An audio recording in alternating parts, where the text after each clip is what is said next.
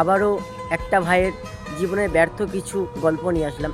তো ভাইটার সাথে আমার আজকেই পরিচয় হয়েছে। তো ভাইটার সাথে অনেক কথা হলো, অনেক গল্প করলাম। তারপরে ভাইটা ঠিক চলে যাওয়ার আধ ঘন্টা আগে চোখে জল নিয়ে আমাকে একটা কথা বলে গেল।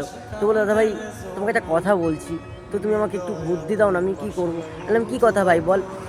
বলছে, জানো দাদা ভাই, আজ আমার গার্লফ্রেন্ডের বিয়ে, তো সে আমাকে নিমন্ত্রণ করেছে, সে আমাকে ইনভাইট করেছে, সেখানে কি আমার যাওয়াটা ঠিক হবে?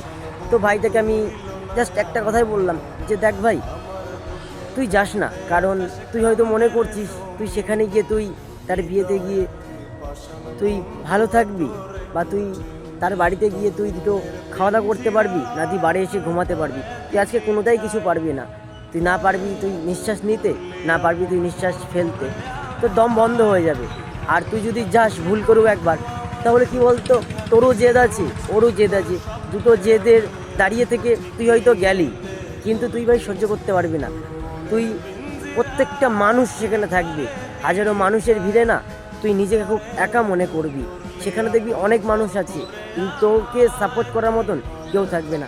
তাই তুই ভাই এখন বাড়ি থেকে কোথাও যাস না, নিজের পায়ে দাঁড়া, নিজেকে ভালোবাস। সে হয়তো তোকে ভালোবাসিনি, তাই হয়তো আজকে তোর জায়গায় সে অন্য পুরুষকে দাঁড় করাচ্ছে। তাই ভাই তুই সব কিছু ভুলে গিয়ে তুই নিজেকে ভালোবাস। তুই চিন্তা করিস না, উপরওয়ালা বলে একজন আছে, হয়তো তোর জন্যে বেটার কোনো মানুষকে অপেক্ষায় রেখেছে।